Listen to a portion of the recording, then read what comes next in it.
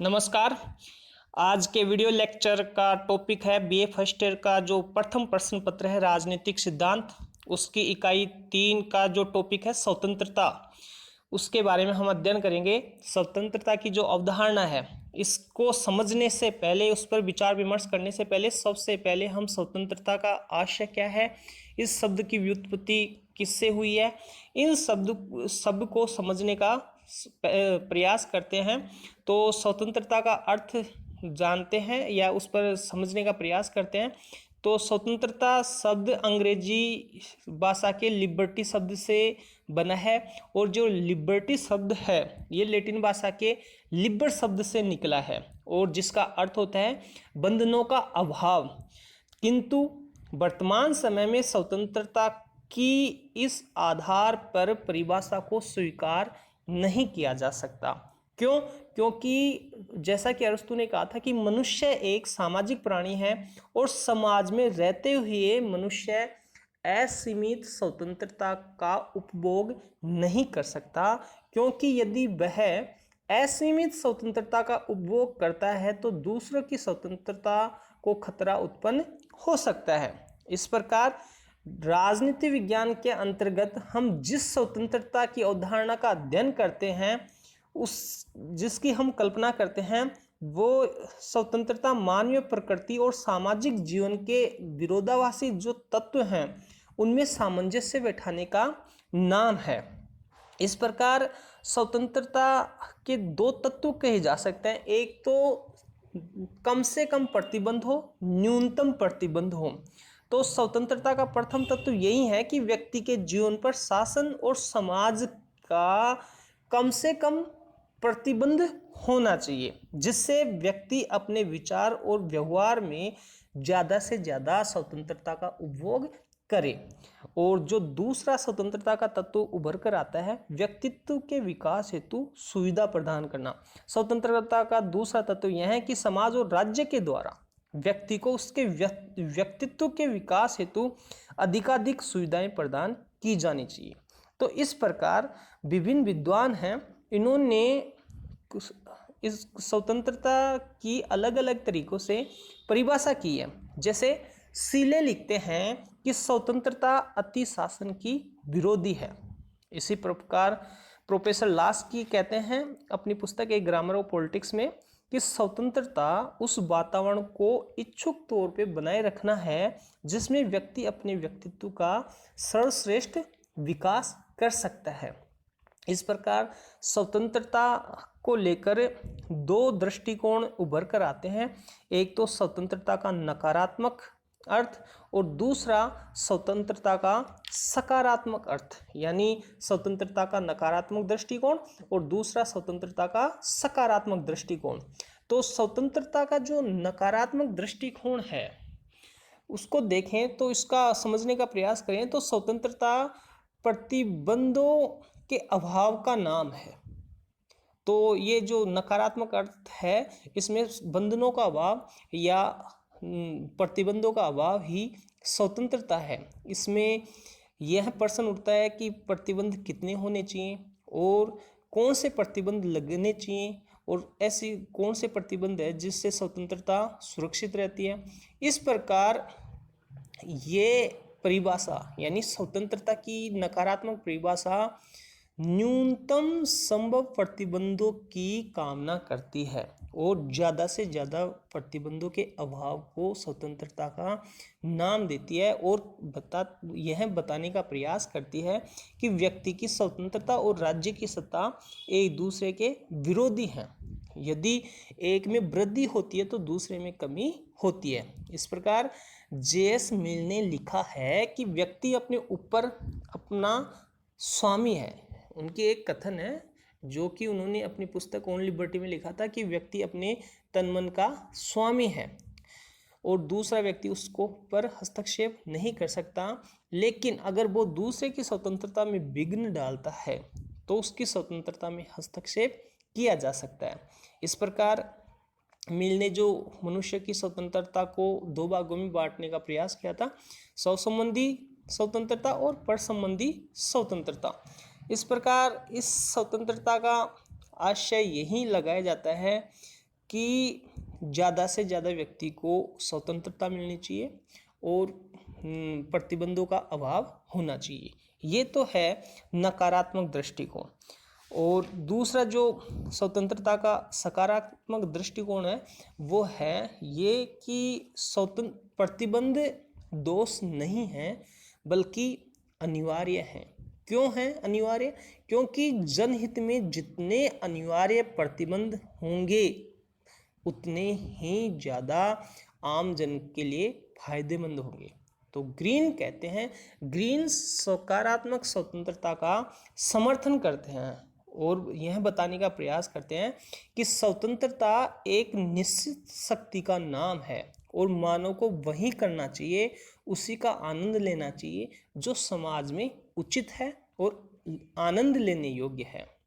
और लास्की भी अपनी पुस्तक में लिखते हैं कि व्यक्ति को अपने व्यक्तित्व का सर्वश्रेष्ठ विकास करने का अधिकार होना चाहिए। इस प्रकार स्वतंत्रता संबंधी दो दृष्टिकोण उभर कर हमारे समक्ष आते हैं जिनके बारे में मैंने चर्चा की।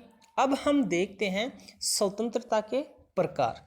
हालांकि स्वतंत्रता अनेक प्रकार की होती है, यानी स्वतंत्रता के विविध रूप होते हैं।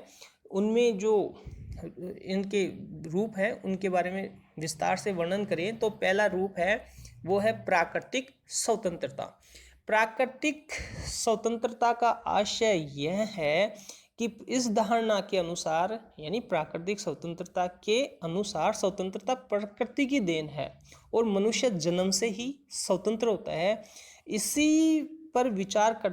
इसी प्राकृतिक स्वतंत्रता पर विचार व्यक्त करते हुए रूसो ने लिखा कि मनुष्य स्वतंत्र उत्पन्न होता है किंतु वह सर्वत्र बंधनों में झगड़ा होता है। तो प्राकृतिक स्वतंत्रता का आशय मनुष्यों को अपनी इच्छा अनुसार कार्य करने की स्वतंत्रता से है, यानी स्वच्छंदता, जंगल की स्वतंत्रता, मत्स्य न्याय, प्रतिबंधों का पूर्ण अभाव।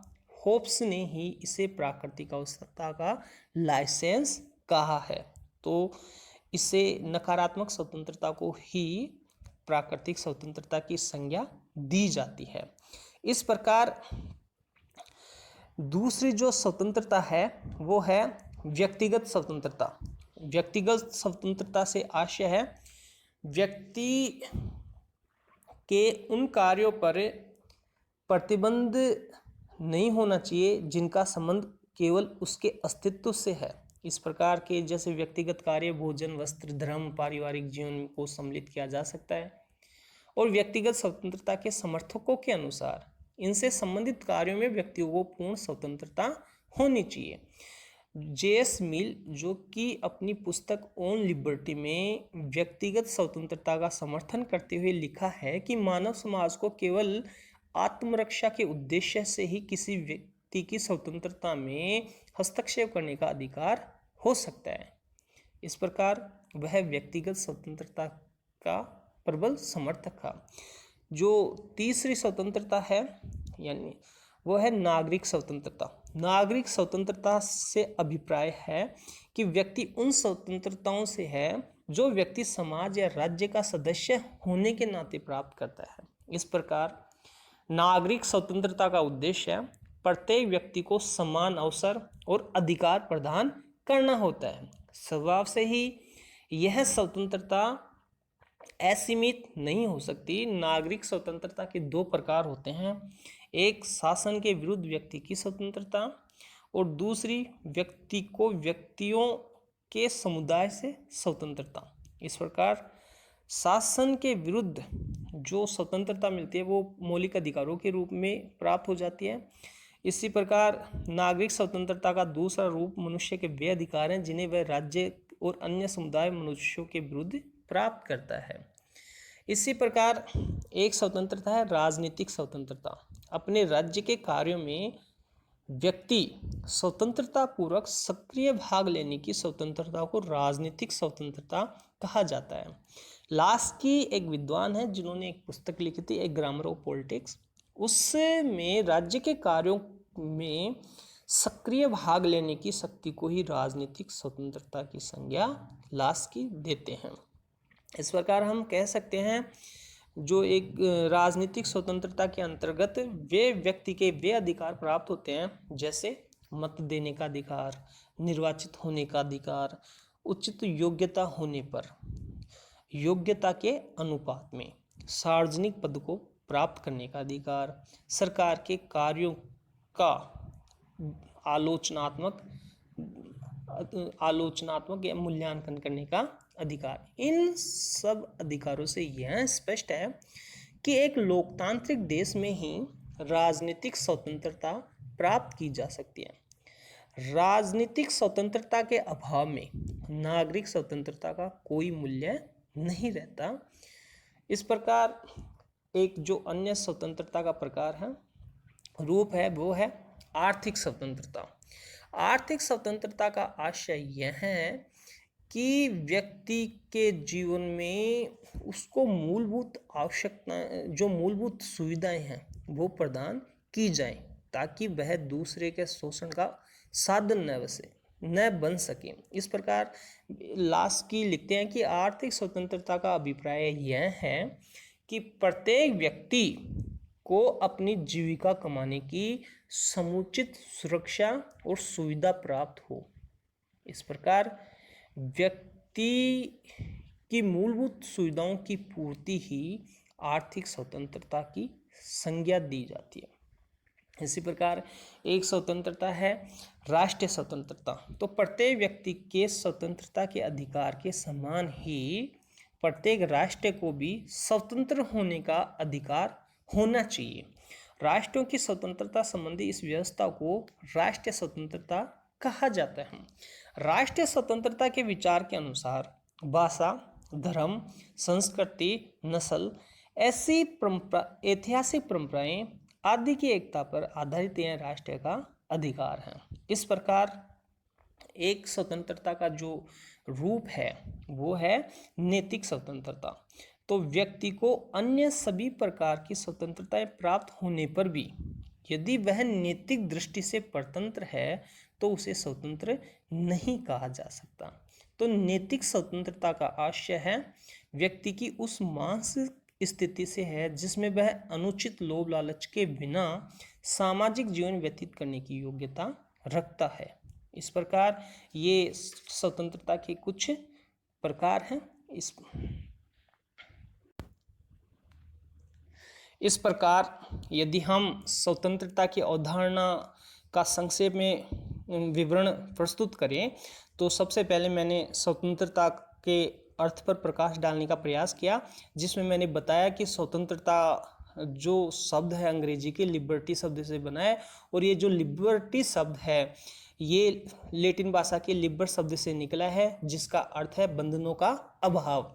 इसी प्रकार मैंने स्वतंत्रता के दृष्टिकोणों पर प्रकाश डालते हुए स्वतंत्रता के दो दृष्टिकोणों पर विचार विमर्श किया। स्वतंत्रता के दो दृष्टिकोण हैं, एक स्वतंत्रता का सकारात्मक दृष्टिकोण, दूसरा स्वतंत्रता का नकारात्मक दृष्टिकोण।